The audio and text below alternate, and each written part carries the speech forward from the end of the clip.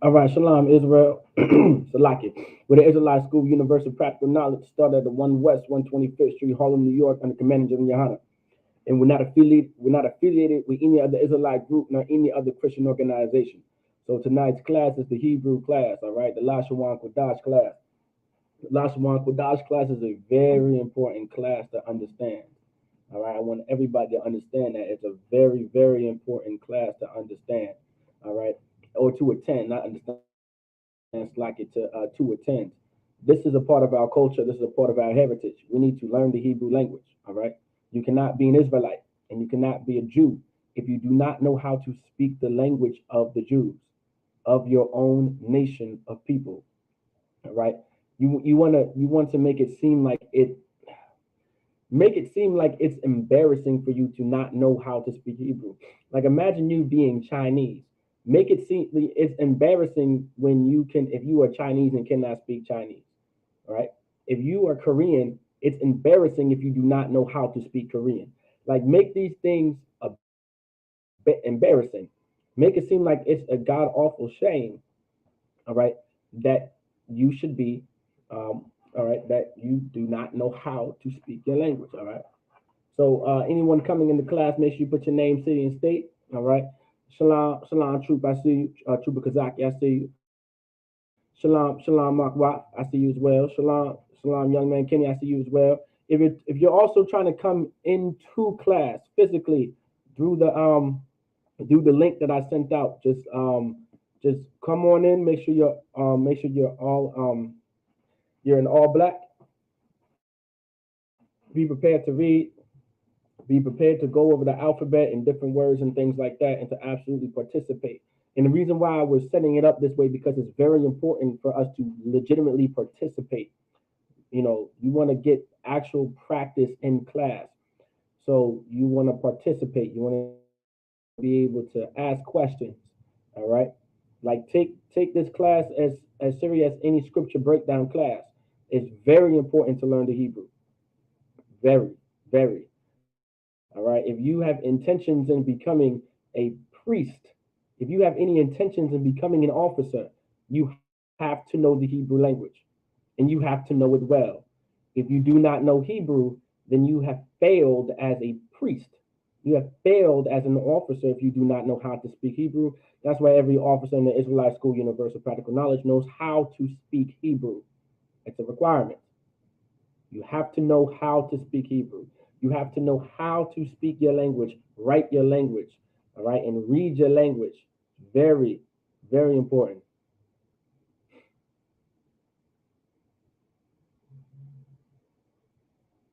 All right, very, very important.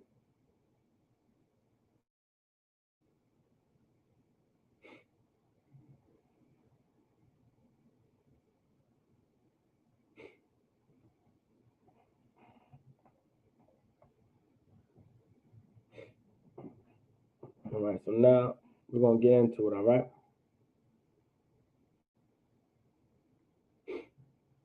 So the first thing we want to do is go over our alphabet. All right.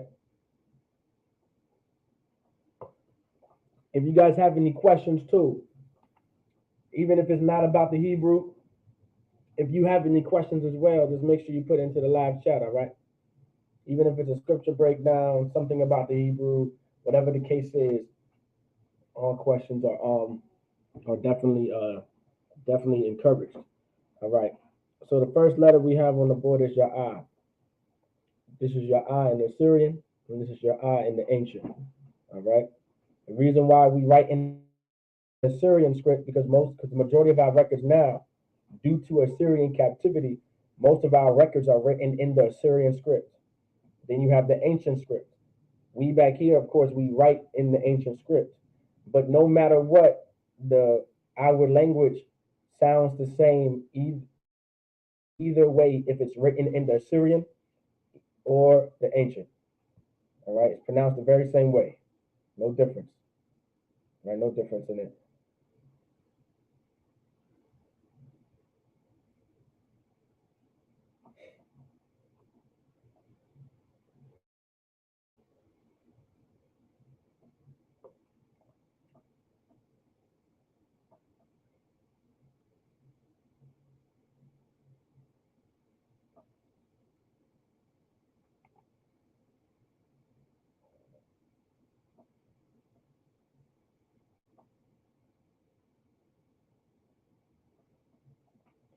Now this is your ba.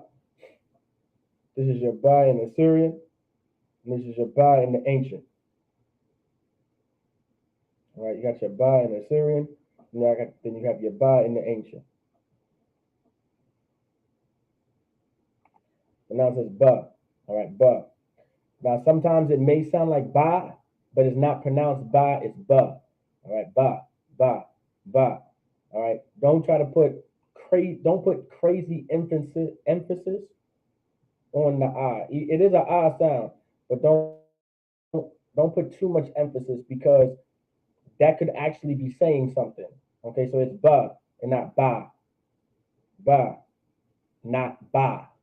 Because the reason why it's not ba, because that's a B-A-H, meaning there's a ha at the end of it. It's ba. Don't put emphasis. If you put emphasis on it, that means you're letting you know that there's a ha at the end, and it's not. This is just the letter ba. It's not ba, it's ba. Can you guys understand that concept? You guys see how ba, not ba, ba, not ba, ba, not ba. All right. So keep that in mind.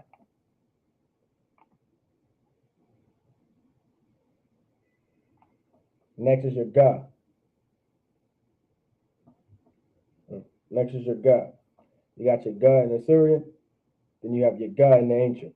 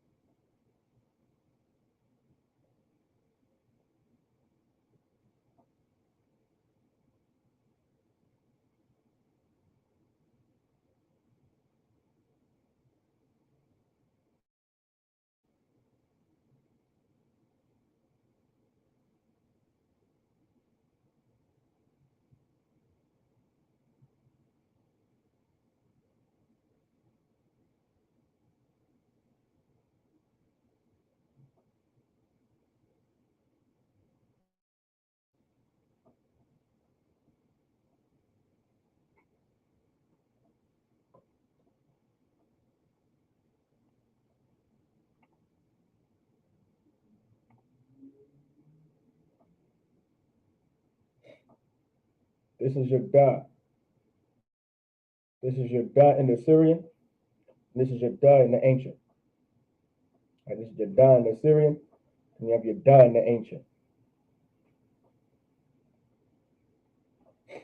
Next is your ha. You have your ha in the Syrian, then you have your ha in the ancient. This is your ha in the Syrian, and you have your ha in the ancient.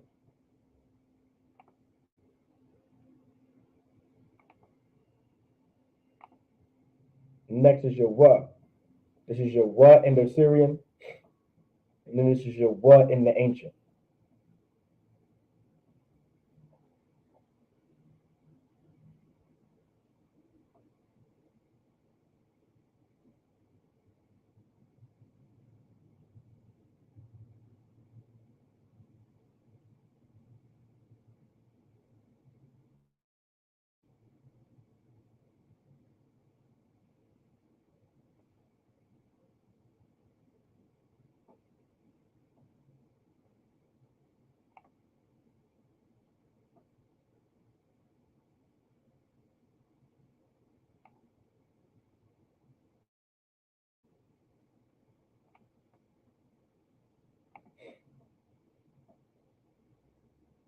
Next is you have your za.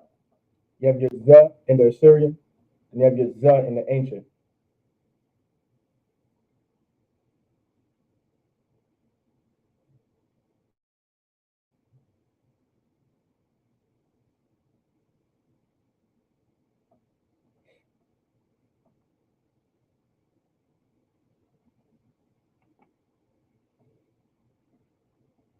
This is your kha. Your kha. This is your kha in the Syrian, and this is your kha in the ancient.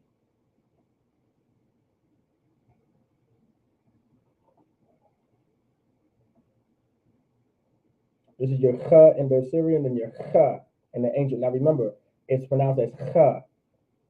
All right, kha, your kha. All right, it's almost like you're trying to scratch in the back of your throat, cough up a loogie, something. It's cha. Do not pronounce this letter as ka, because it's not how you pronounce it. Because we already have a letter ka. You want to pronounce it as cha, cha, cha. All right.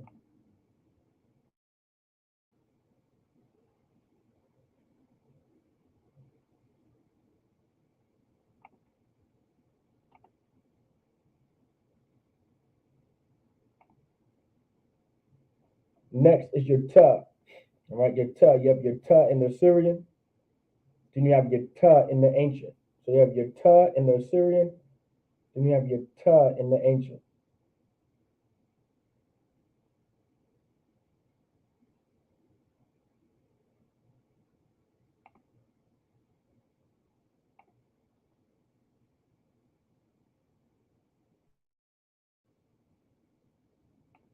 Next, you have your ya. You have your ya in the Syrian. Then you have your ya in the ancient.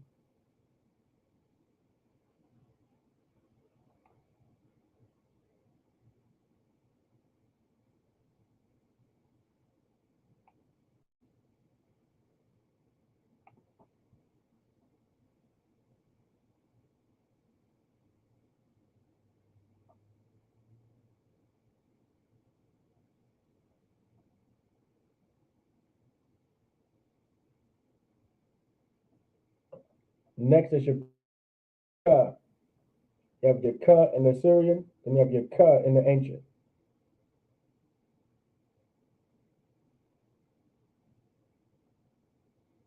Now, pay close attention to these ka. All right. Remember, the alphabet is important. If you don't know the alphabet, it's gonna. If you don't take the time to study and memorize the alphabet, knowing and reading the language is going to be hard. So you want to study the alphabet. Remember, in previous classes, I tell you guys to do what? Write everything down. Take a bunch of notes. All right. The Bible talks about rehearsing the righteous acts. All right. Rehearsing the righteous acts, meaning you want to practice. You want to continue to do it over and over and over again. You guys understand? Don't take it lightly.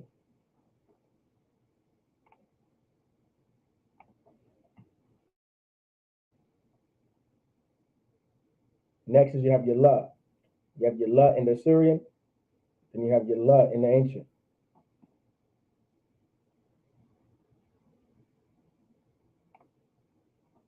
You have your la in the Syrian, your la in the ancient.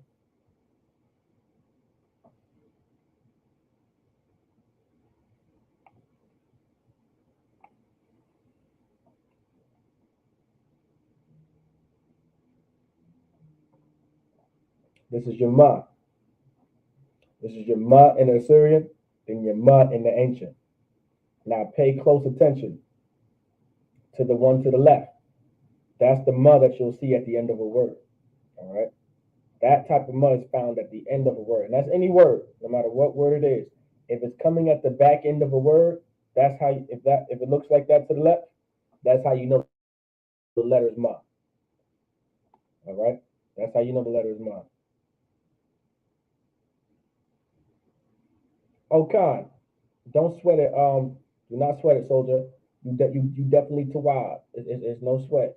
Just for now on, if anyone doesn't know, just for now on, the Hebrew class is going to be set up like Wednesday classes. You can come in virtually and be on the screen and actually participate in class virtually as if you're coming to actual class, of course, right?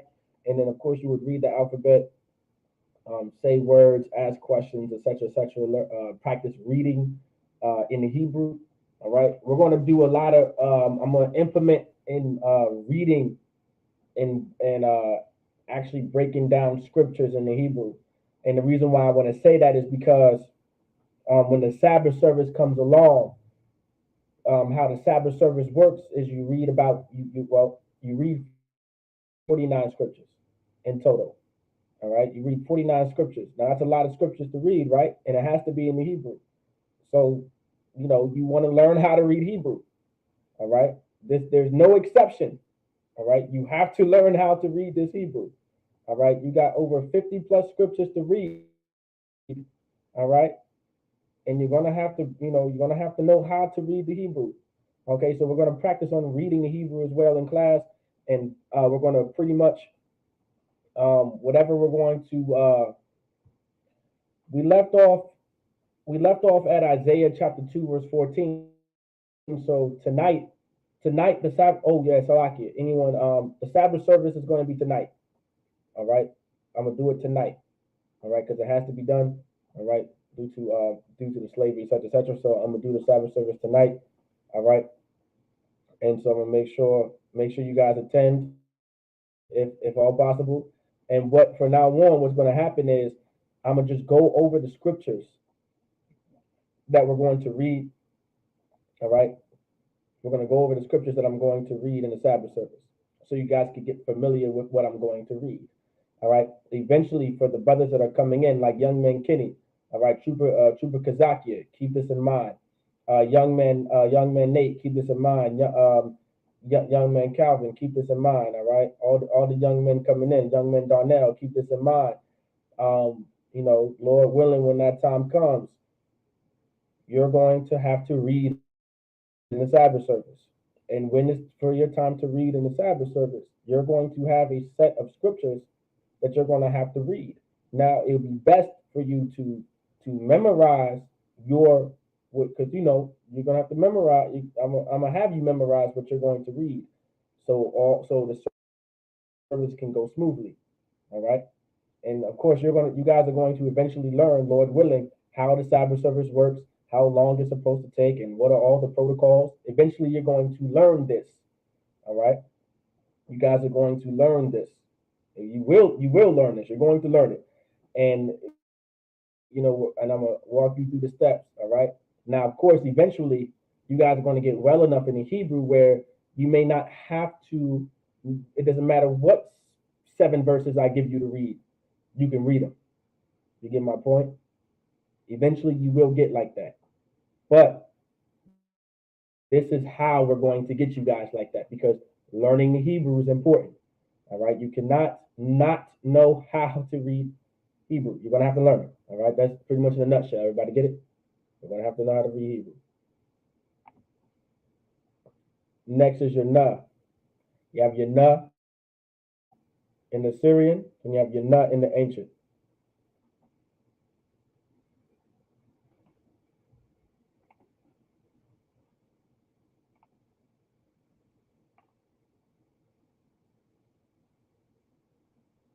Next is your sa. You have your sa in the Syrian, and you have your sa in the ancient.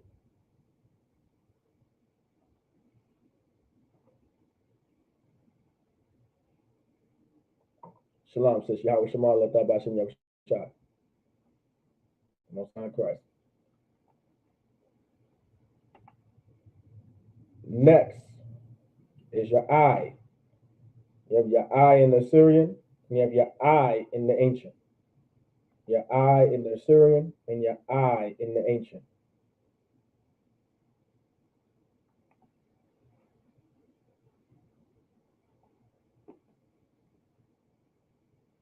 Next is your pa.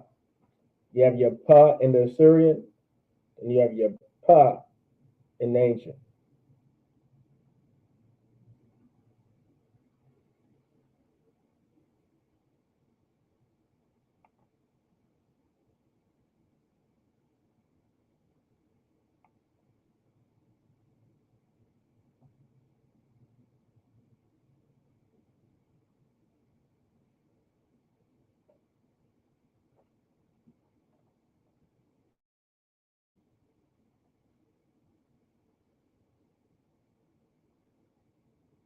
One second.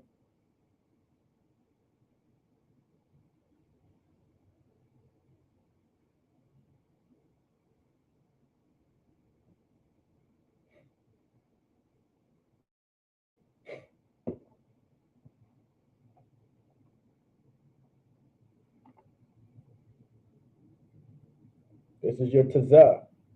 You have your tazah in the Syrian, then you have your tazah in the ancient.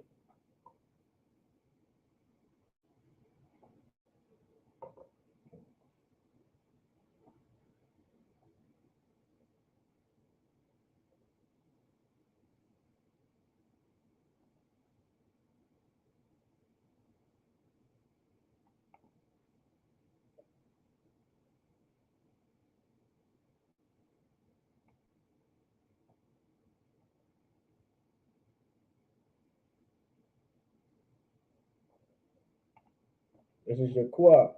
You have your kwa in the Syrian, then you have your kwa in the ancient. This is your kwa in the Syrian. This is your kwa in the ancient. All right.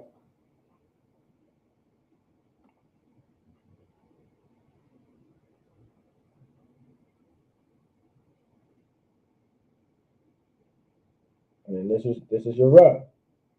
This is your ra in the Syrian, and this is your ra in the ancient. Now remember, it's pronounced as ra, not ra, but ra. Can you guys kind of hear the difference in that when I'm saying that? So it's not. It's okay. It's ra, not ra. All right. In our we do have a ah sound. It is a ah sound in the Hebrew. Our language does have a ah sound, right? It's a consonant language. Our language is a consonant language, but there is a way to pronounce our words correctly and our letters. So you have ra, right? This is the letter ra. Just like previously, that was letter qua, but it's not qua, it's qua. This is not ra, it's ra. Sometimes what brothers and sisters want to do is they try to create the ah sound and they try to put too much emphasis to make sure you put out that ah sound, and that changes whatever you're trying to say. All right, in the Hebrew, I want you guys to understand that's actually an advanced lesson I'm kind of telling you. That's quite advanced. All right, little do you know that's actually advanced to know the difference between that ah sound at the end of a word and then just the ah sound at the end of a word. Like you're not putting too much emphasis. Like for an example, I'm gonna use a brother and a sister that's in class right now. So right now we have a brother and a sister in class, and they have their Hebrew names, right? And the brother's name is Kazakia, and then you have the sister's name Anna. All right, Kazakia and Anna. Now, if I say Kazakia, I'm not saying his name correctly. If I say Kazakia, I'm not saying his name correctly. I'm not. Kazakya is how you would say it. That ah sound is still there, even though it's Kazakya. That ah sound is still there. That's the ah sound that you need. Does everybody understand? All right. Oh, even better example too. But let's get the sister Anna. Right. You have Anna. All right. Sister Anna. Her name is not Anna. It's Anna.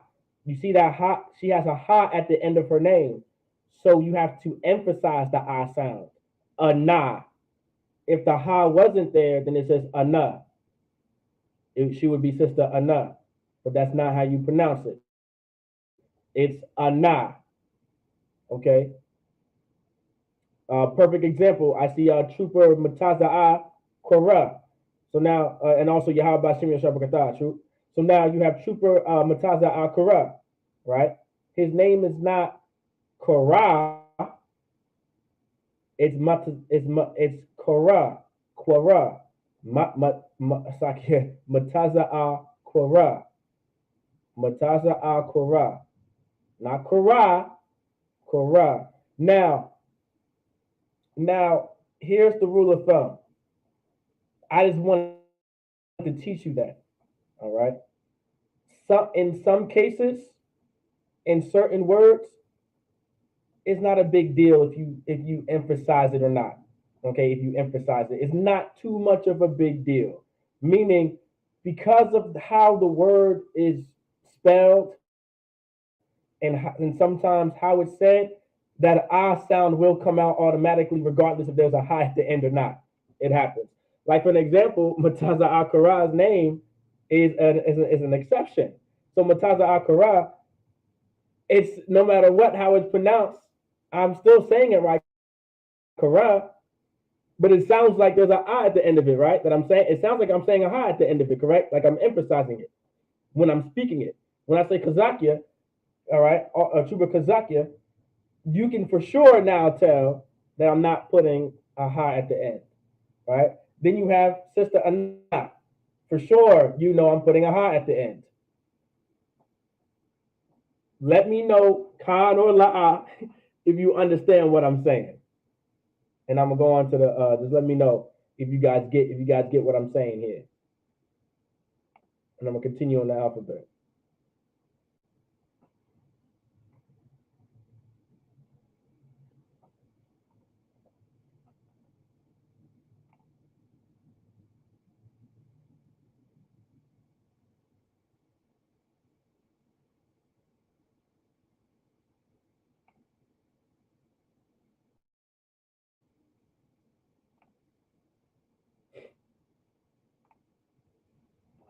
So next you have your sha. There's your sha in Assyrian, and there's a sha in the ancient. Now remember, it's not sha, it's sha. Okay, Chuba Kazakia. Okay, he understands. Anybody else? Does everybody else understand what I'm trying to say? I know some of y'all are at your slaveries and stuff like that. I know that y'all may not be able to give me an answer. So that's why I'm still continuing on to the lesson. But when you do get the time to answer, just let me know if you do understand what I'm saying or you don't understand, and I'll just revisit the topic, all right? For anyone out there. So now, um, so now here we go. So I'll revisit it real quick. Now I'll give the same examples. You have Trooper Kazakia, you have Trooper Matasa Akara, and then you have Sister Ana. All right. That ah sound in our language does make our language a consonant language because our language have a similar sound. It may not be completely the same, but it's a similar sound. And that's why we teach it just like that. So you have Chupa Kazakia, right? It's just a ya at the end of his name. It's not ya. If I was saying Kazak ya, that means it would have to be spelled, sorry, Kazak ya, then I would have to put a ha at the back of that ya to make it ya when it's really ya. All right, Kazak ya. All right. For the for trooper Mataza Akara, right? It's pronounced Quara. Quara. All right. Mataza Akara. If I want to say Mataza Quara, Quara, now I changed the entire name and entire word entirely. All right. I changed the entire self. All right. Now it means something completely different because I put that ha at the end of it. I put the extra letter that doesn't belong. All right. So it's Quora. Not Quora, it's Quora. Then you have Sister Ana. That ha is there. That ha is definitely there. Ana. That's why it's pronounced that way. Ana. Now, if you took the ha that out of it, it would be Ana. And that's not her name. That changes the name completely. All right. That changes the name. It changes everything. All right. So it's Ana. All right. Now, there's exceptions. Sometimes brothers or sisters' names or even words itself still sounds like you're putting a ha at the end of it, even though there is no ha at the end of it because of how you say it. All right. Sometimes because of how it's flowed. All right. In some cases, there could be a ha depending on grammar. If you guys remember this lesson slightly, depending on grammar, there is a ha in that word, in that root word, but it's dropped because there's a there's another letter added to it to give it a, maybe it's a pronoun, or maybe it's a verb, or maybe it's a conjugation of a verb, whatever the case may be. All right. If I'm not mistaken, Chuba Mataza Akora, his name comes from that Korah comes from the verb to call. All right. And I believe there's a ha in that verb, and that ha gets dropped. All right. That ha actually gets dropped. That's why it's pronounced. That's why we pronounce it the way we pronounce it. Because I believe there is a ha in the actual word itself, but because it's a name, you can drop the ha. Okay. There's exceptions to this thing. The more you learn the language and the more you come to class, the more you'll start to see these exceptions and different things within the language. All right. Like I said, we will revisit this. All right, so do not sweat it.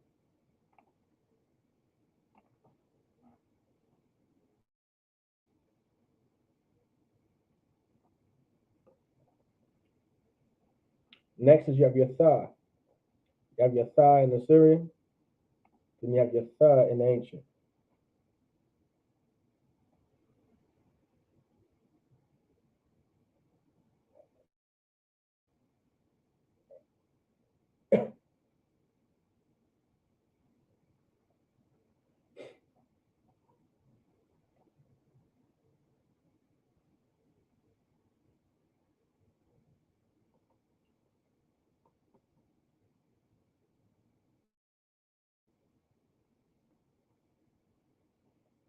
It's your tha in the Syrian, and it's your tha in the ancient. Your tha. All right, your tha. Your tha in the Syrian, and your tha in the ancient. Now I'm not saying the, saying the. You see how there's somewhat of an ah sound? I'm not saying the, I'm saying the.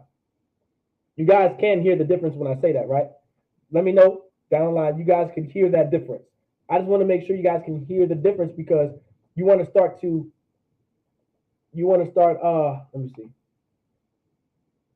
Okay, Most High Christ Khan. I see it. Most High Christ Khan. Shalom. Okay, I see it. Khan. All right. Also, for young man Nate, if you have any questions, you can put it into this chat right here. I do see that chat, by the way, and I see you respond. I seen your responses. So Salakia and Khan, Most High in Christ. All right. Most High in Christ. So Khan. So make sure you guys pay attention to those I hope so. Most High Christ too, because Kazaki can also hear the difference as well. If you can, make sure you guys pay attention to the differences in how I say these words or these letters, right? Because that's going to help you down the line. Because one day, I'm not going to lie to y'all. One day, I'm going to just speak nothing but Hebrew to y'all. And if y'all can't understand it, oh well, go home and practice. And I'm not. It's going to come to a point where give me about maybe, give me a good year and some change from now until Christ, unless Christ returns. Give me about a good year or so, and I'm gonna put y'all to the test. And I'm gonna speak nothing but Hebrew to y'all. All right, it's nothing but Hebrew to y'all. And if y'all don't understand it, all right, well, come talk to me when you do. And I'm gonna just, every time you talk to me in English, I'm gonna respond in Hebrew. Y'all gonna get mad as hell at me, but that's fine. All right, y'all gonna get mad as hell at me, but that's fine. I'm gonna treat y'all like how our oppressors, them Chinese and the Koreans be treating their children. Every time you speak English in this house, you owe me $1. I'm gonna do something like that. You know, God forbid I speak English to y'all. I'm gonna start treating y'all like that. All right. But make sure. But it is. But all jokes aside, though, right? This is what's going to help you. All right. All right. This is what's going to help you. Now speak it now. What I was just saying earlier. All right. And I'm gonna bring up another point. All right. Let me know if y'all listening. All right. When Christ returns, all right, we are not going to be speaking English. That's why we're preparing the kingdom of heaven. All right. We're supposed to be teaching the next generation and our people Hebrew. All right. That's the purpose of everything. That's why we're doing what we're doing. All right. One day English is going to fall off the face of the earth. All right. Meaning we're going to have our own language. That's really what I'm trying to say. We're going to have our own language as a people, and we're going to have to know it. We're not going to be bound to our slave masters language anymore. We're not going to have to speak French anymore. We're not going to be forced to speak English anymore. All right. We're going to one day have the choice to not learn another language but our own. Imagine being so free that you have the choice to not learn another language. Imagine being that free. Can anybody ever, can y'all savor that? I want y'all. I know this might not be a scripture breakdown class, a lot. I want to pull some of these scriptures right now, but just imagine being so free that you get to choose what language you want to speak. You have the choice to say, I don't want that language to be spoken here. Imagine having that kind of freedom. Imagine truly being free like that. Imagine being in a society where we all understand each other and we all speak the same language, but not the language of our oppressors. Imagine a society like that. That sounds like heaven. If that's not heaven to you, then I don't know what is. That's heaven. Heaven is you have a language of your own and you're not forced to speak any other language but your own. And you have the choice to not learn any other language but your own because the primary language of your people in the in the in the only language that has to be spoken is your language. That's the primary language. The primary language is your language in your city, in your country. That's the primary language. The Lashawan Qadash. Meaning when you come here, you have to learn our language, and that's if we want to. And that's if we want to teach it to you. And we ain't gonna teach you everything. If you are not a Hebrew, if you're not an Israelite, all right, so like it. I almost said Hebrew Israelites because I wanted to say Hebrew, speak Hebrew and Israelites. All right, and I almost threw up because I hate the term Hebrew Israelites. All right, I hate that term. All right, it's just Israelites and Hebrew's the language. But we're not gonna. If you are an oppressor, if you are not an Israelite, I'm not gonna be teaching you Hebrew. All right, at least I'm not gonna be teaching you everything in Hebrew. All right, I'm gonna teach you how to. I'm gonna teach you what picking cotton means in Hebrew, and that's it. I'm gonna teach you what shut up means in Hebrew, and that's it. All right, that's all I'm gonna teach you. That's all you need to know. Is how what I'm saying is pick that cotton. All right, devil, pick that cotton. All right, that's all you need to know in Hebrew from me if you're an oppressor. All right, that's all you need to know from me. That's it. Anything else? I don't know. You don't need to know. You don't need to know these other words. Salakia. Call me what you want. Call me what you want. You can call me your Racist. That's fine. That's fine. You can call me that. I'm okay with that. You can call me whatever you want. Nah, but all jokes aside, though, that's something serious when it comes to our people. And Khan, I see you, Troop. Yeah, you would love it. Absolutely. And Khan, you know what I'm saying? So remember, don't learn this language lightly, man. You want to really learn this language, all right? Okay. Let me go to this.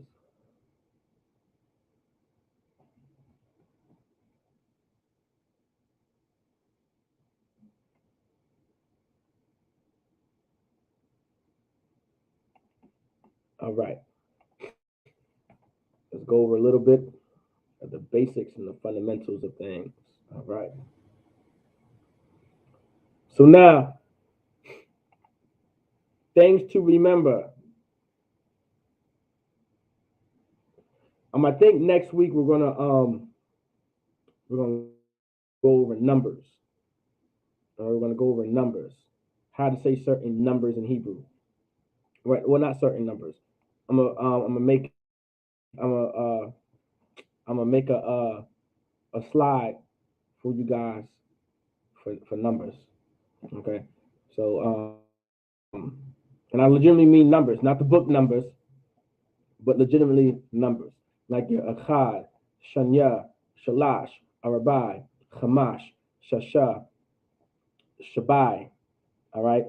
Shamarna, the Shai, Aishara, all right? Now, though that was 1 through 10.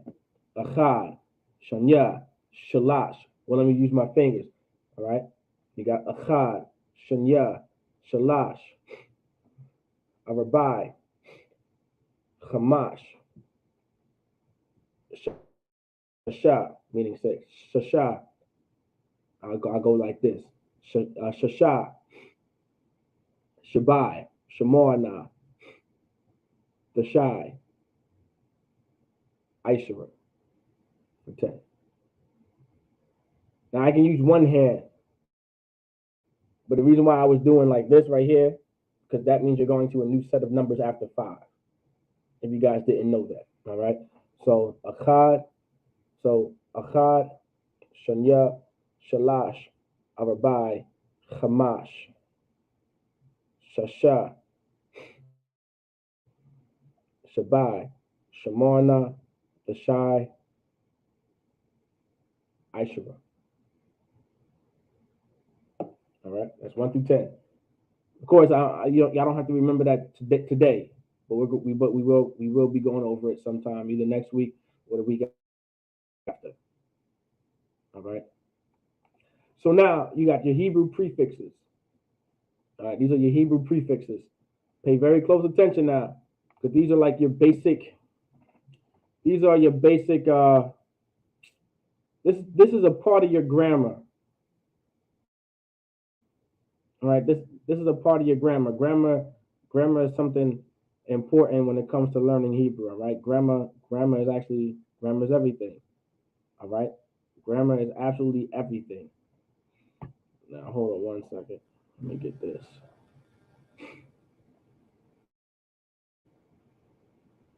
That's not the folder. 1 second. Not the right folder. That's the right folder. Okay, so now you have your Hebrew prefixes. All right, this is a part of your grammar. Grammar is important. Grammar is going to help you learn the language. Grammar is in every language. You want to learn how to learn how to grammatically say a language and read a language. Everything has to be grammatically correct. You want to learn everything grammatically. All right? You just don't want to jump into the slang of a language, because then you're gonna find it very difficult to actually know the language. All right? So you want to know everything grammatically first, and then maybe get into the slang and shortening things and things like that. Grammar is everything. All right. Now I'm a stickler when it comes to grammar. All right. I'm a stickler. Grammar is everything. You have to know grammar. You have to know how to speak a language properly. For an example, us as Black people, all right, we do know how to speak the English language properly. And we know how to enunciate words properly. And we know word association. All right. We know how to articulate our sentences very well. Okay, we do. But then when we don't have to do it, then we speak in slang. They call it ebonics, whatever it is. Okay. That's because we have to know those things. We have to know how to speak grammatically correct and write grammatically correct and know how to read and see the grammar within the Hebrew. And that's why I'm bringing it up, because this is a Hebrew grammar refresher of what Hebrew prefixes look like. And you want to when you're teaching your children Hebrew, or even when you're teaching yourself Hebrew, keep that in mind. Grammar is important. Don't let anyone tell you grammar is not important. All right, grammar is important, and no matter what language you are speaking. Don't sound like a dummy in a language. All right, you'll get laughed at. Yeah, it is funny, but nobody really wants to be laughed at. Okay, we can all laugh together because of how dumb it was, absolutely. But of course, nobody wants to stay dumb. Okay, now that's not funny. Staying dumb is not funny. Staying wrong is not funny. Okay, all right. It's funny to be wrong. It's funny to be dumb. It's not funny to stay dumb, and it's not funny to stay wrong. Does everybody understand that? It's a good rule of thumb to teach any of your kids. All right, and I teach it right here in the Hebrew class. You don't want to be wrong forever. It's not funny. All right, not funny at all. So you have your ya. All right, you have your ya, which is your he in the Hebrew. So you see in the top right, that's your ya in the Assyrian and in the ancient, and that's he. So if you see ya in front of a verb, all right, this is mostly used in conjunction with verbs. If you see ya in front of a verb, then it's meaning he is whatever. So let's say the verb is shamar, and you see ya shamar, that means he watched or he watches. All right. In most cases, if there's no other added letters, it's already conjugated and it's in the past tense.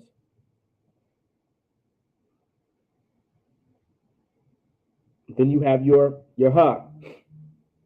Well, let me give you another example. Okay, here's another example. Let's say you have the verb akal meaning to eat, akal meaning to eat.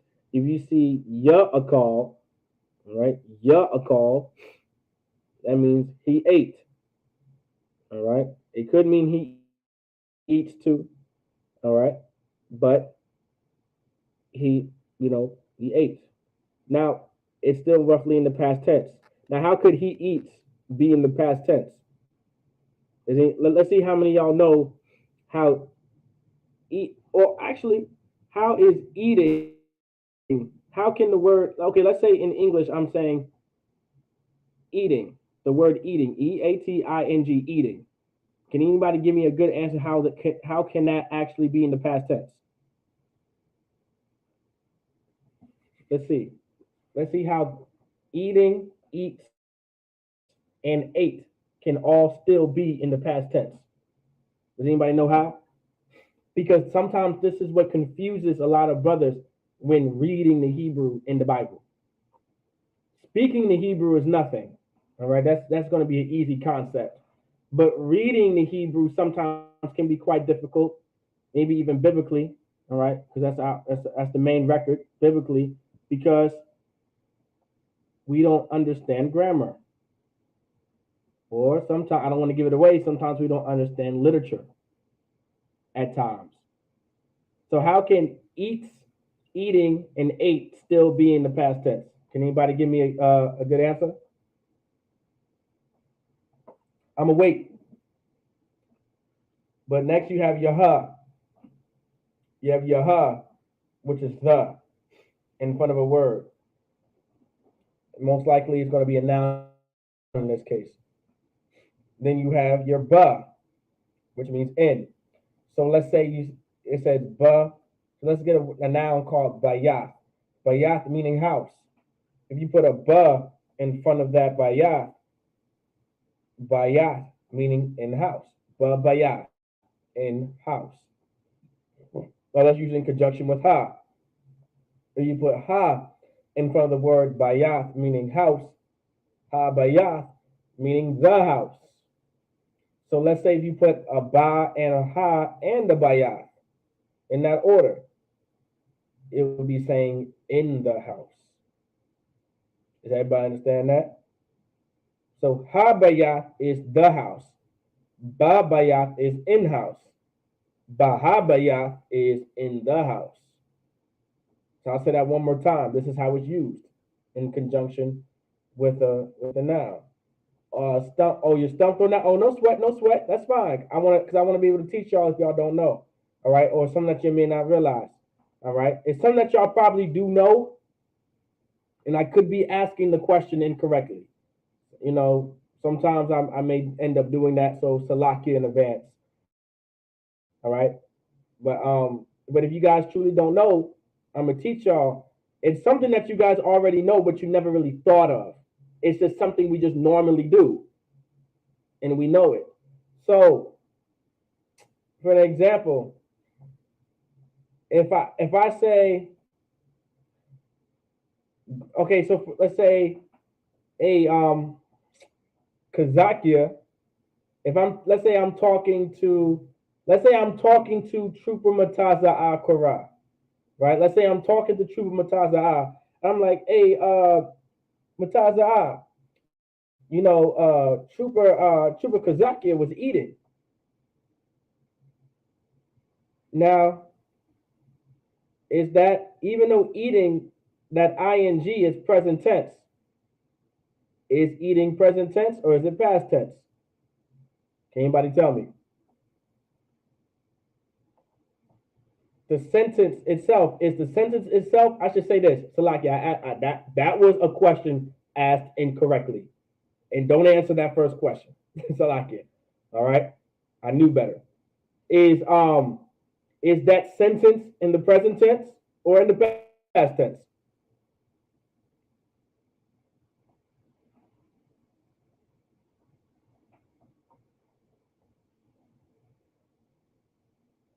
If I say Trooper Kazakia was eating,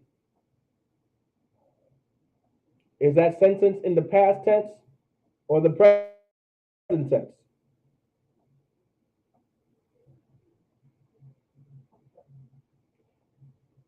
Can anybody give me an answer?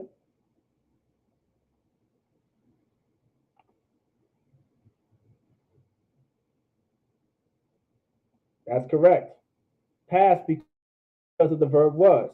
So in the English language, right, because of the verb was, right, that sentence is now in the past tense, even though the ing is a present tense word. Young man Nate got that correct. And yes, that's correct. Super Kazakia, it is in the past tense.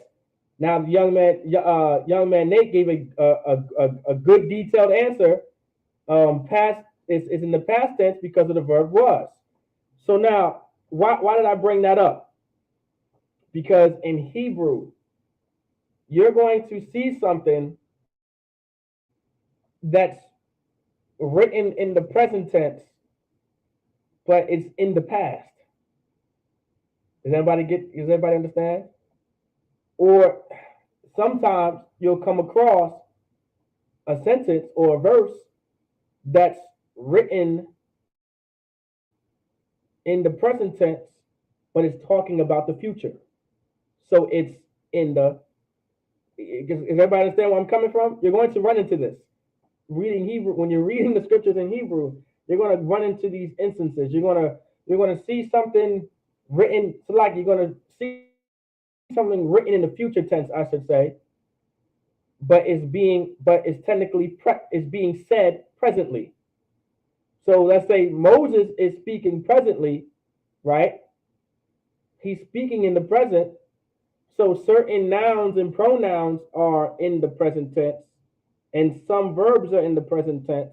Then you're going to find some verbs in the future tense, all right, because it's talking about something that's going to happen in the future. Or you'll see something being written presently, right?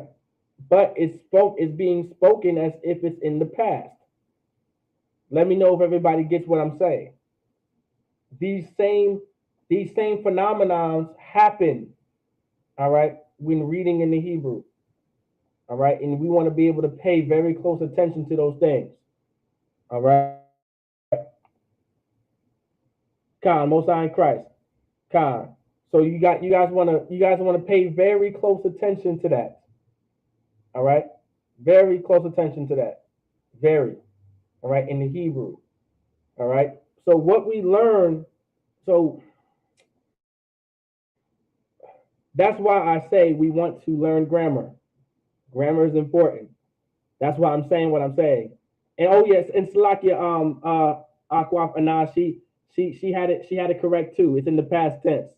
All right, Salakia about that. The sis had it give the sister a hand. That's absolutely correct. It was in the past tense. And I just want you guys to pay very close attention to that. It's grammar. All right, it's grammar. Grammar is important. Very important. All right, knowing how to articulate sentences in Hebrew, important. Just as much as it's important to learn how to articulate sentences in English. All right, I talk in slang every day, or Ebonics. Best believe when I'm at my slavery or when I have to talk professional, you would think that some white man may be speaking. Okay, now I'm not saying sound like some whatever, and I hate to say it like that. All right, even though I'm being funny, I hate to say it like that because speaking proper in the black community is known as talking white. So that's why I said it like that. Now I disagree. I disagree with that slogan alone. All right. And I will teach my children the same thing to disagree with that slogan. Just because I speak with intelligence, all right, and I speak proper, that doesn't make me not black, nor does it make me white. It just makes me intelligent and it makes me proper. That's all that means. Okay. You guys get the point?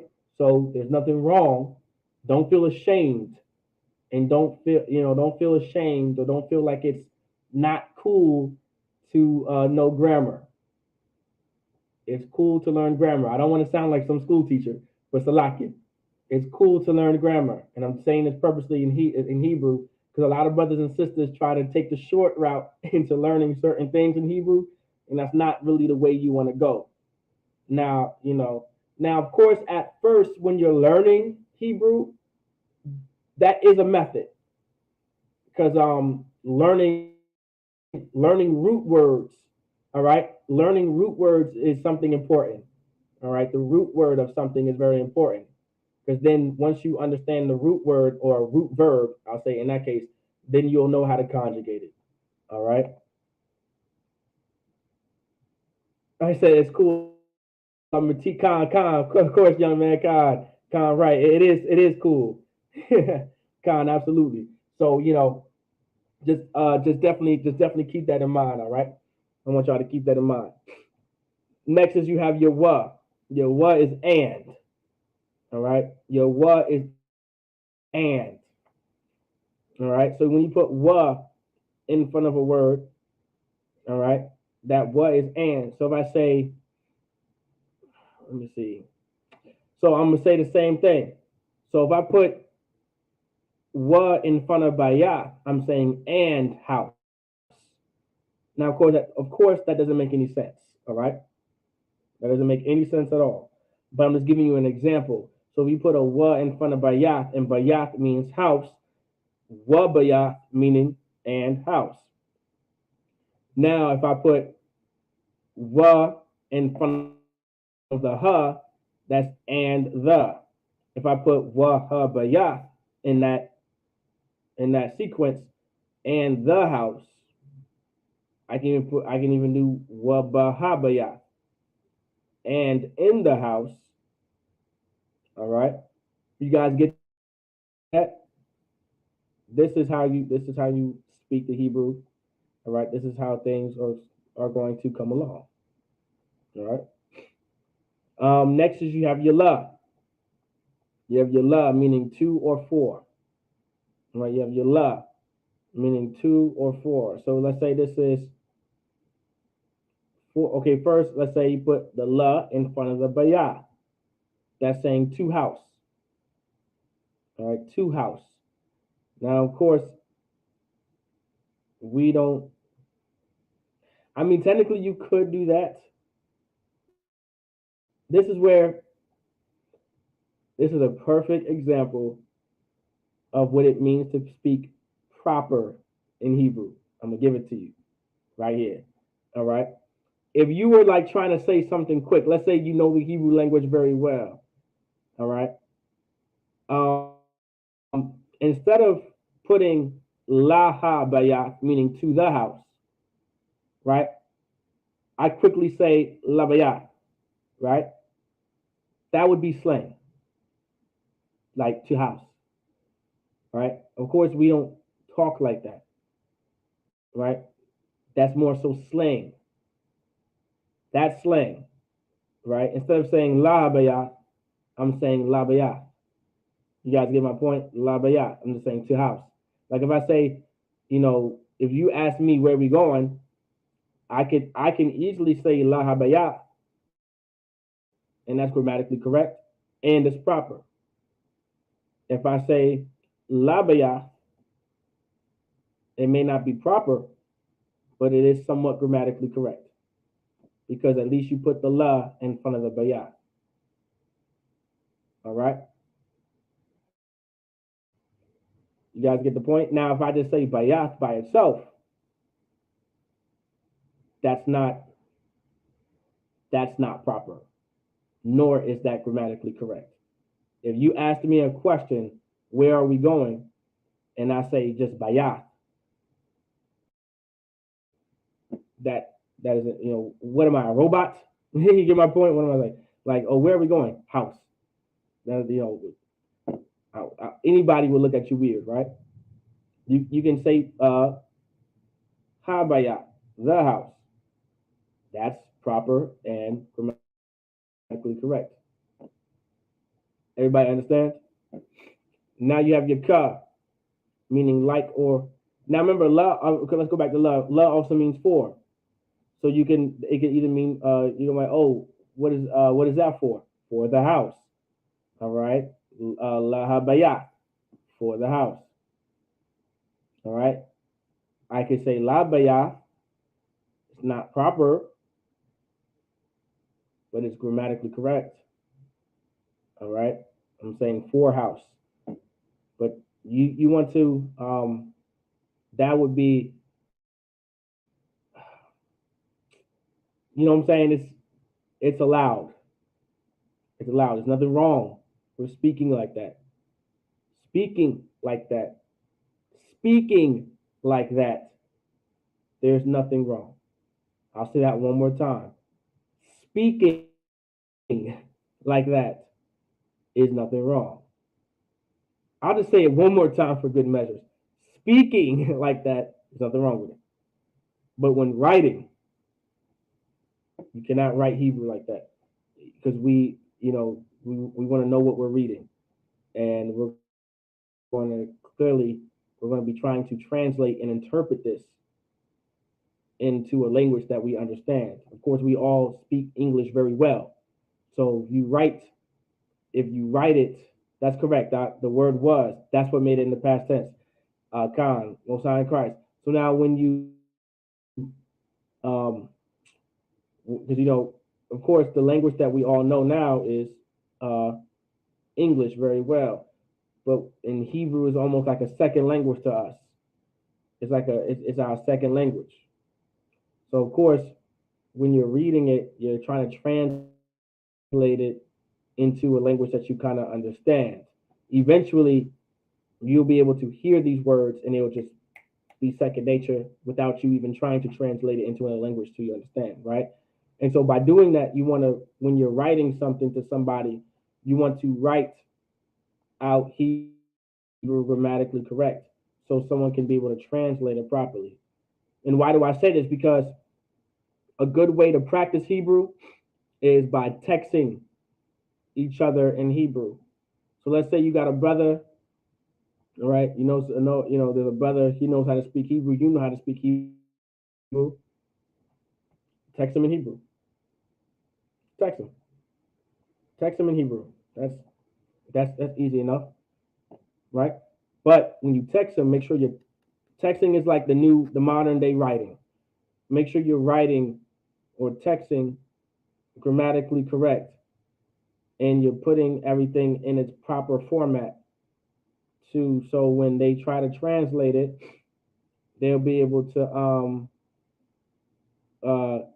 Khan, Young Man Kenny, Most High in Christ, Young Man Kenny, Most High in Christ. Yeah, that was correct. Young Man Kenny said the word was is what made it in the past tense. He's also correct. And so let me see. Give me 1 second.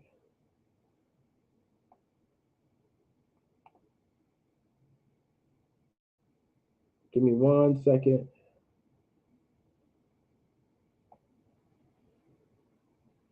All right, Khan. All right.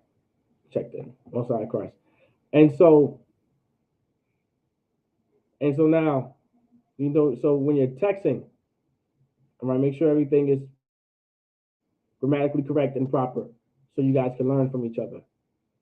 All right. So he will be able to translate it, or she, if that's your rib, be able to translate it, and now they know how to say a sentence in Hebrew by you typing it to them. All right. That's why I'm such a stickler on speaking Hebrew grammatically correct. I'm a stickler on it. All right. So let's go to the next one. You have your ka. All All right, if you put a ka in front of a word, it's meaning like or as. Now, those two words, like or as, are signs of similes. Of course, I know you brothers and sisters know what similes are. All right, similes are something that's like you're comparing something that I don't want to use the same word to describe it, but it's a similarity. That's what similes are. Similes are you're picking out points of a similarity, or you're seeing, you're pointing out a similarity of two things, or you're comparing one thing to another. All right, that's roughly the definition of a simile. All right, usually a simile is referred to the sentence itself.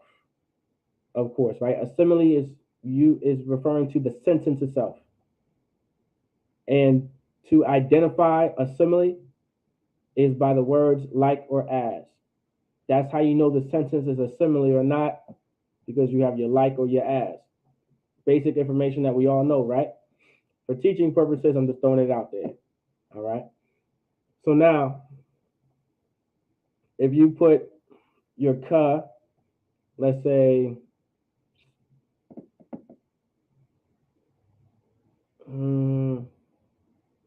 if I'm trying, I'm going to use the same noun, bayath, because everyone should know by now what bayath is. I've been saying it all class. So bayath meaning house, right? Your bayath meaning house. So if I want to say this is, let's say I'm saying his house is like like the house. Of course, well, damn, I don't want to go into so much detail by that one sentence, but I might have to. Um, let's say I'm trying to say his house is like the house.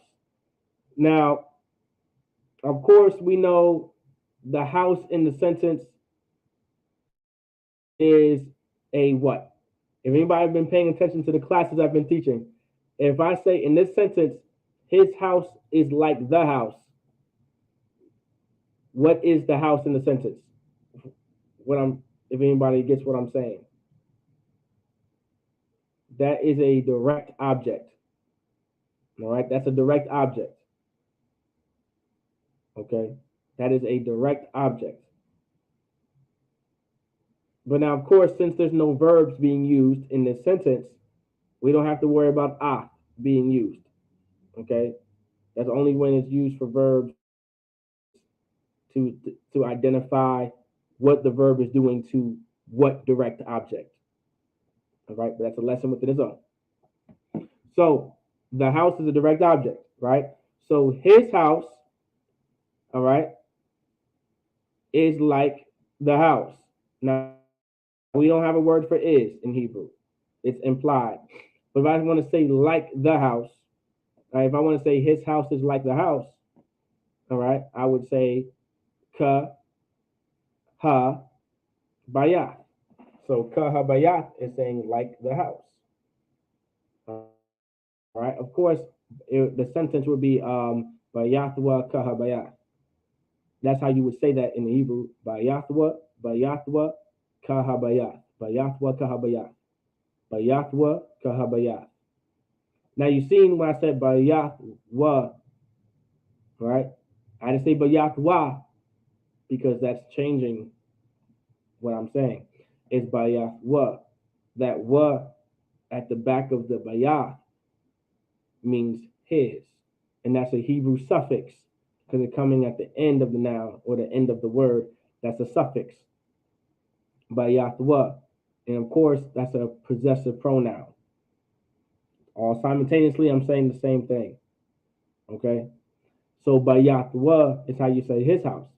Bayatwa. And then I said like the house. Ka is how you say like or as. Ha is how you say the. Then bayat is how you say house. So bayatwa ka ha bayat. His house like the house. Of course, the is implied. So bayatwa ka ha bayat. His house is like the house. You guys see how just knowing these things, you can create sentences. All you really have to do is study grammar and a bunch of words, and then you just gotta test them out. You just gotta test them out. It's almost like we're babies in this. We're like children. We're babies. You just gotta keep talking. You just gotta keep talking. Kids, you know, you know why? Does anybody know why kids talk so much? Can guess why kids talk so goddamn much? Can anybody tell me? Can anybody tell me why kids talk so much? Y'all let me know why kids talk so much. I want to see y'all answers. Why do kids talk so much?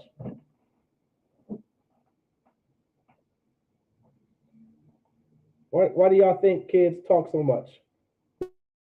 There may not be no. Now I don't know if I don't know what kind of answers you guys are going to give me. So there might just be a wrong answer, but I don't think y'all going to give me a wrong answer. But can anybody tell me why kids talk so much?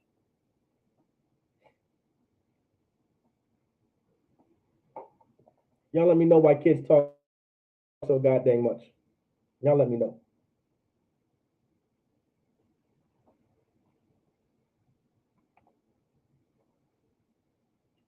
Most High in Christ. Salakia, young man, I might have to forbid young man Nate for answering questions. Salakia. but that is correct. That is the right answer. All right. They're learning their words. That's why they talk so much. It's because they're learning. Right. That's correct.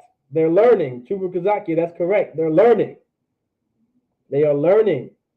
And so because they're learning all these words, they want to say them all the time. They knew absolutely nothing yesterday. And I want you guys to understand that. They knew absolutely nothing yesterday. Nothing at all. And that's why they talk so much, because they are learning. They're learning. That's why they talk so much. You want them to shut up so bad, but don't shut them up. Let them talk a little. All right. Don't let them talk about nothing. Well, let them talk a little and let them learn. All right. They teaching themselves how to talk. Right. They're trying to learning about the world, all that. Let them talk. Don't let them talk about nothing, but let them talk so they can learn. That's why these kids are talking so much. All right. So, what you want to do is just learn a bunch of words, learn a bunch of grammar, and just start talking. That's what I'm trying to get at. You just want to talk. Talk. You seem like a crazy person in your house when you're talking in Hebrew. Start making up sentences. Something that you would think of a sentence that you're trying to create, and create it in Hebrew. And say it over and over again every day or throughout the whole day. And eventually you're going to be able to, naturally what your brain is going to do is going to create a logarithm on how to similar structure different sentences the same way. Like for an example, when I said Bayathwa, right? I know there's a logarithm that I have, or it's like a structure, like I know. So like when you we call these possessive, we know what possessive pronouns are, right? So what is the possessive pronoun for his, but in the Hebrew? And I know possessive pronouns are used in conjunction with nouns only. And you would find them at the end of a word, which it would make it a suffix. And so now I create a logarithm. One day I was going around the house. Well, of course, not this specific one, but let's use it as if I was out. One day I was walking around the house and I kept on saying, Bayathwa, Bayathwa, Bayathwa. And I was saying, his house, Bayathwa. Eventually, your mind is going to create a logarithm, meaning no matter, let's say you take the Bayath out and you put kawas there, right? I put the word kawas. Kawas means cup in Hebrew. Kawaswa, kawaswa, kawaswa, kawaswa. I create a logarithm. I know no matter what that I can. This is a formula. I'm plugging in the variables. All right. I'm taking it out and I'm putting another word in. The more words you know, the better. You want to learn nothing. This is the trick to the trade. Learn a bunch of nouns, learn a bunch of verbs. Learn a bunch of nouns, learn a bunch of verbs. Just study a bunch of verbs and study a bunch of nouns. Nothing else at first. Study nothing but verbs because I'm gonna teach y'all how I did it. Learn nothing but a bunch of nouns and verbs, nouns and verbs, nouns and verbs first. Why am I telling you this? Because this is how teachers teach. When you're in the first grade, you don't know nothing about grammar. You're learning cat, dog, truck, fire, car, nouns, run, walk, speak, see. That's all you're learning. A bunch of nouns and verbs. Now you have these nouns and verbs memorized. You know shamar, you know a call, you know amar, all right? You know kara. You know these things, all right? You know it, all right? You know halak, you know yalak, all right? You know these verbs. You know kawas, you know shalad, you know shalkhan, you know abba, you know ama, all right? You know yalad, all right? You know all these nouns, right? You know them. You know mazalak. I may have said that already, right? You know all these nouns. You know makak. You know all these nouns. So you know nothing but nouns and verbs, a bunch of nouns and verbs. Once you learn those and you kind of commit them to memory, that's when you want to add grammar. That's when you want to add possessive pronouns in the mix. And then there you go. Now you can create a sentence. All right. Then one day you're going to learn how to use object pronouns. And then you're really going to be able to create a sentence. And then one day you're going to learn how to memorize how to conjugate verbs. And then you're going to be able to use that in a sentence. And you just want to create sentences and create sentences. And then it's going to become second nature. Theoretically, this is how kids learn English overnight. You're wondering, and of course that's because they hear it every day. Well, because in this case, we don't have Hebrew music, all right? We don't have Hebrew speaking grandmas and grandpas and, speaking moms and dads, all right? Hebrew speaking moms and dads. So we don't hear it all the time, but there is a way to hear Hebrew all the time. How? You say it so you can hear it. So you can create an ear for it. And then one day you're going to speak it fluently. Then your kids are going to pick up an ear for it. And then they're going to learn it as if how you learned English. And then their kids are going to just have an ear for it. They're going to, they're going to come out the womb hearing Hebrew. All right. From their mom and their father. This is how you build a nation.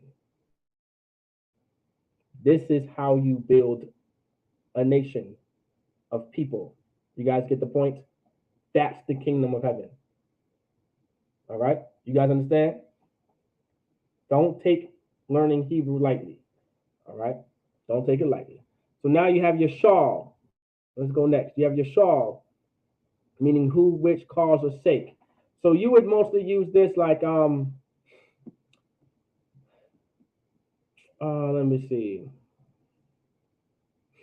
So you want to okay, mostly in most cases it'll be like shawl is a prefix, but it's not like your regular prefix, like your the, your in, your and, or your ka, or your la. Your shawl is which cause, sake is like it's explaining the cause of something, or the sake of something, or who the sake of it is, like for whose sake, or which cause, or who's, like something along those lines. And so you would put it in front of a noun. So for the sake, let's say you want to say for the sake of heaven, or the cause of heaven, which cause of heaven, you would put Shemaiah, all right? Shaw, you put Shaw Shemayim, all right? Which would be which or the cause for heaven or the sake of heaven. Something like that. All right. Sometimes you won't see Shaw, sometimes you'll just see the Shah. All right. Sometimes you'll just see a Shah there. Well, I wouldn't say you won't see the Shah there.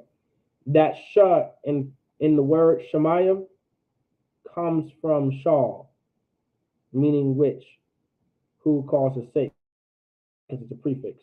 You guys get that, right? All right. The word heaven in Hebrew, Shemayim, you guys probably hear that in the prayer, right? Shemayim. That Shah comes from Shaw. All right.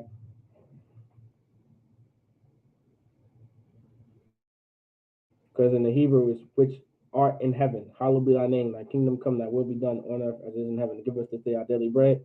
That's where that comes from. Then you have your ma. All right. I believe I gave a perfect example. All right. Real quick. Of ma. Where we left off in the Sabbath service.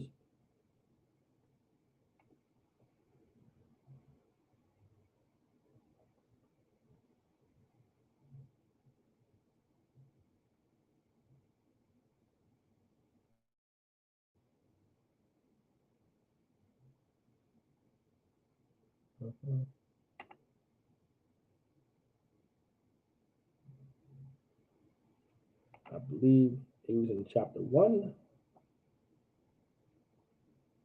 Perfect example of ma. Let me go over the scripture.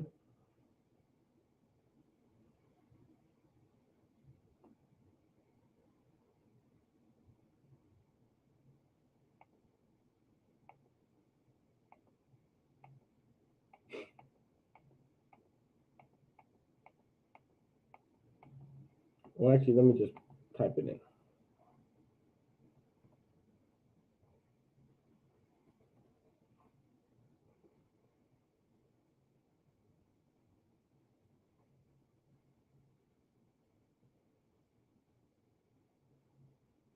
And it did not type that M there to lock it. It may still pop up, but I don't think so.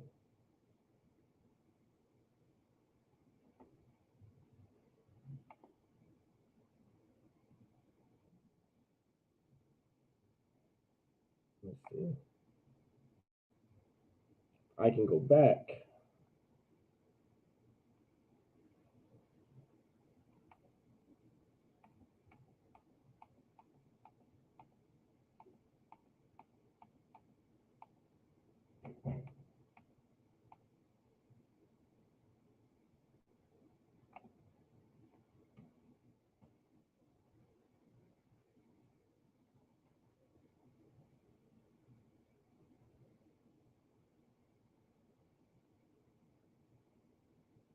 I can use this one, but I think it was in Isaiah chapter 2.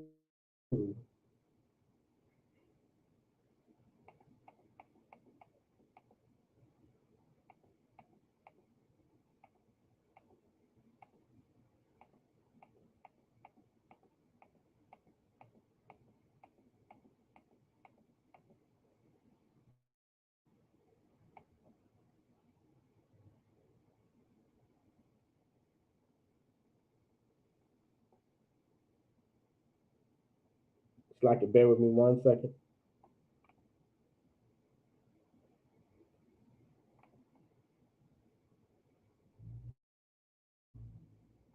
Let's see. Let's see if I can still get it from here.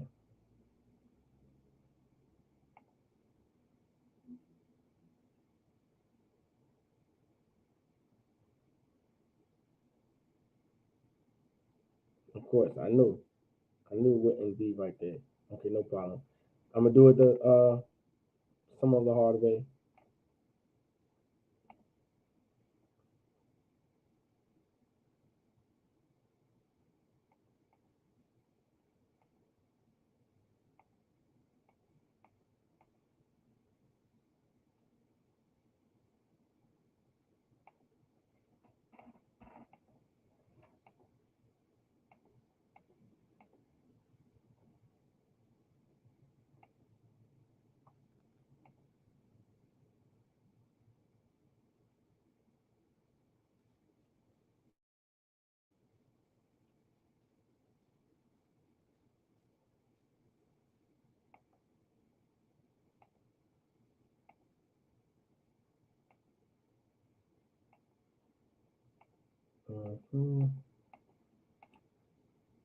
Should say for Jerusalem. I want y'all to see it. I know y'all, I kind of briefed it during the Sabbath service.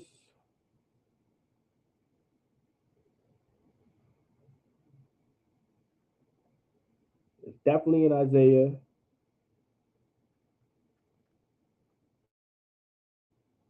Between chapters 1 and 2.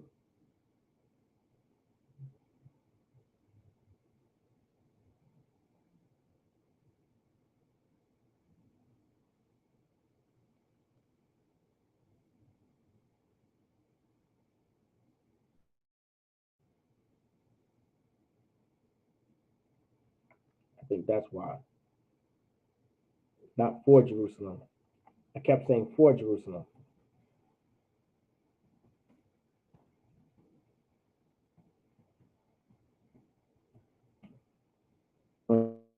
I want it from Jerusalem.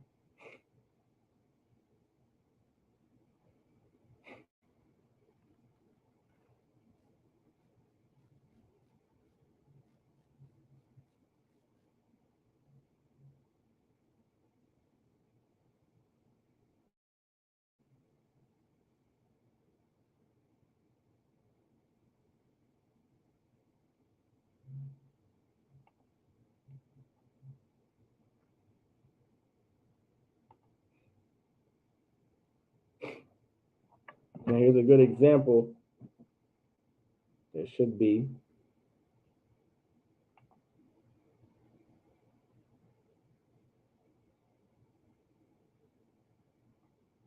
Just bear with me, Salaki, about this. 1 second. So we go down. I want y'all to look at this right here.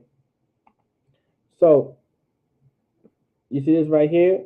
This is Yerushalayim. Yerushalayim. All right. So let's click on this. This should give us something different at the bottom. So that's your ma in front.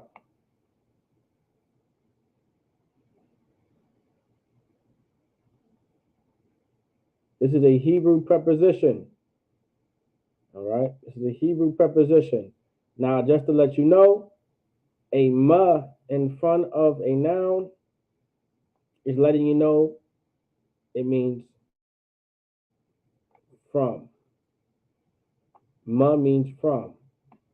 So when we go back and you see how it says ma meaning from, when you see ma in front of a word, in front of a noun, it means it's from somewhere. So if I see ma Yerushalayim, like down here, ma Yerushalayim, you see how it's not disconnected, right? It's all put together. Ma Yerushalayim, it means from Jerusalem. Let's go to the interlinear. Right here. Lord from Jerusalem. Of the Lord from Jerusalem. All right? Yerushalayim. That's what this ending half is right here. Hara'ah wadabar Yahweh ma Yerushalayim. All right?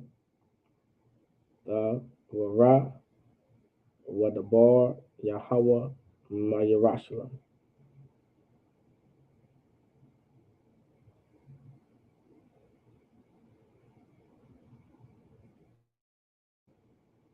And that's all that was in the word of the Lord from Jerusalem. That's what that last part was. All right? Starting at wadabar. All right? All right? Wadabar Yahweh ma Yerushalayim.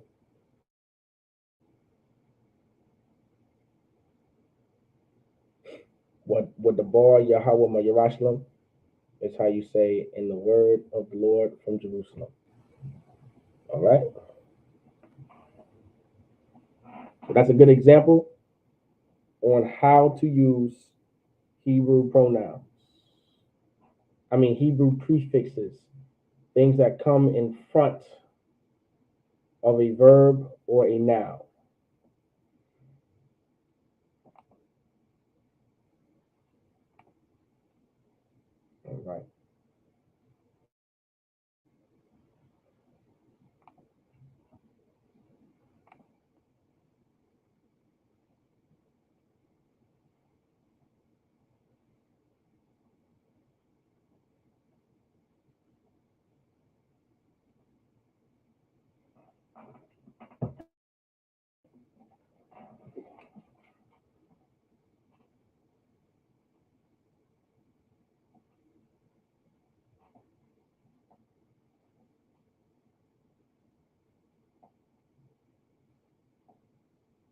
Now, what I was talking about earlier,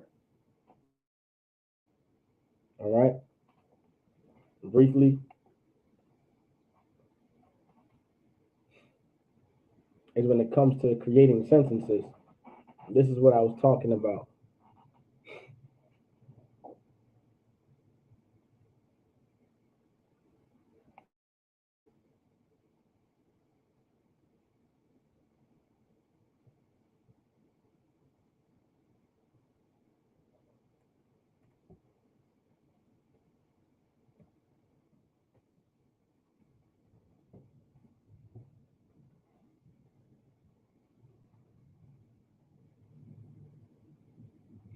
All right, how to use off.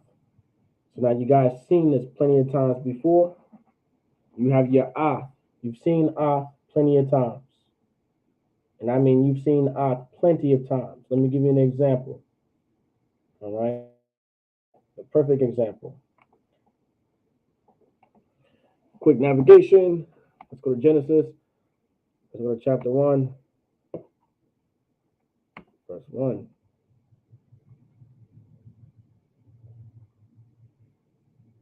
So, in the beginning, God created the heaven and the earth.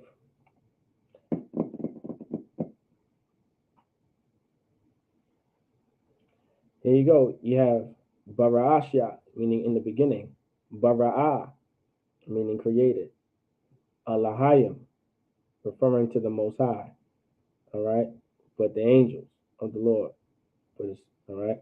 Ah, Hashemayim, Wa'ath, Ha'arataza. So you have Bara'asha, Bara'ah, Alahayim, Ah, Hashemayim, Wa'ath, Ha'arataza. Now, Arataza, Arataza. All right. So Bara'ashiat, Bara'a, Alahayim. All right. Alahayim, Ath, Hashemayim, Wa'ath, Ha'arataza. Bara'ashiat, Bara'a, Alahayim, Ath, Hashemayim, Wa'ath, Ha'arataza. That's how you say Genesis chapter 1, verse 1 in Hebrew. Bara'ashiat, Bara'a, Alahayim, Ath, Hashemayim, Wa'ath, Ha'arataza.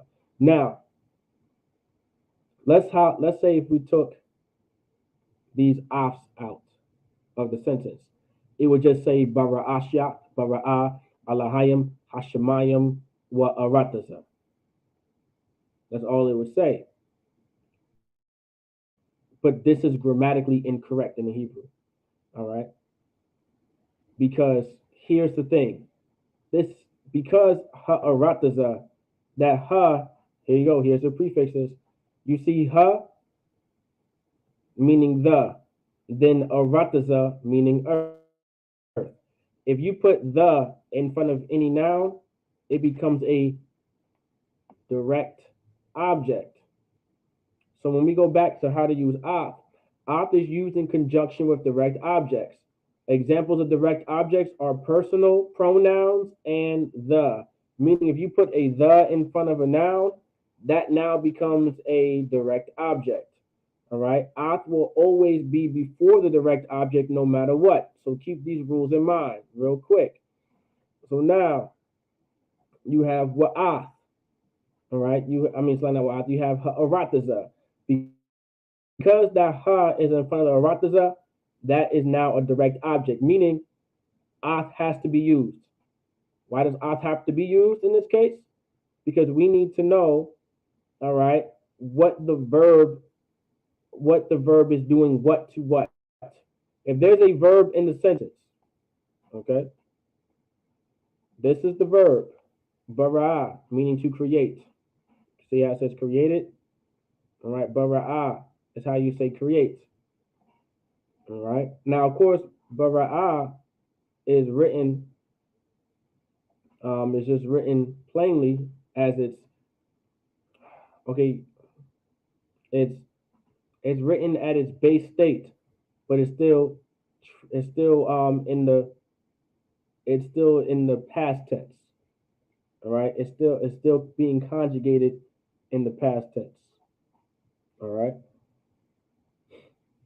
So now,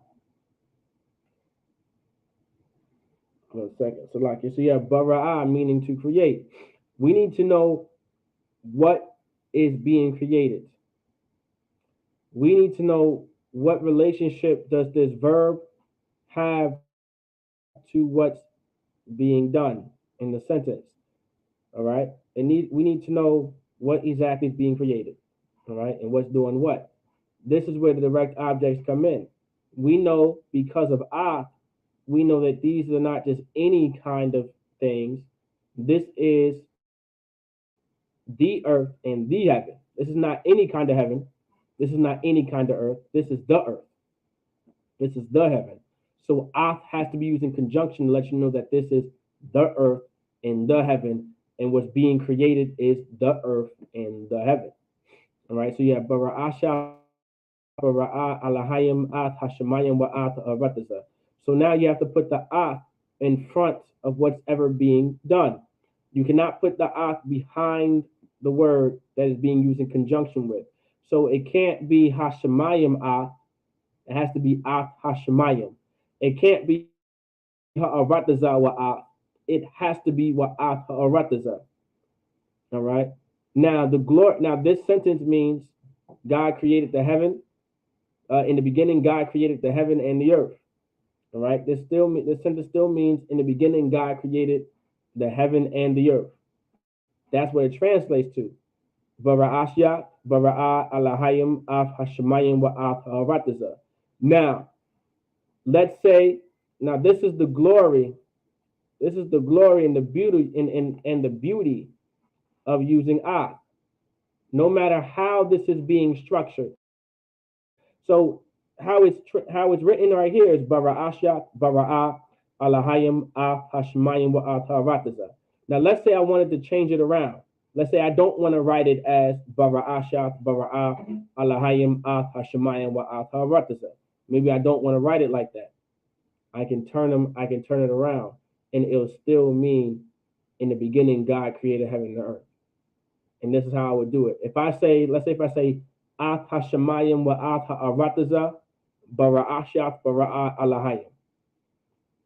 That still means in the beginning God created the heaven and the earth. In Hebrew, it doesn't matter where you put things when you're using it'll still mean the same thing. That's one of the glory in our language. All right. This is specifically dealing with direct objects. Okay. You can put the verb anywhere where you want to. All right. But if there's a direct object involved, you want to make sure we know what this verb is being used in conjunction with. All right. So bara'ashat, bara'a, alahayim, af, hashemayim, wa at ha'arataza does mean in the beginning God created the heaven and the earth. And so does At Hashemayim wa At Rataza Bara'ashat Bara Alahayim still means in the beginning God created heaven and the earth. Everybody get it?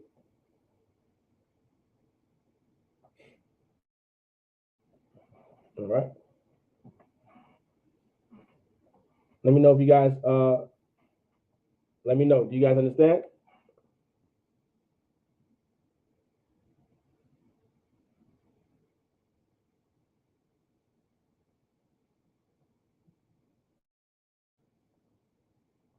Y'all let me know.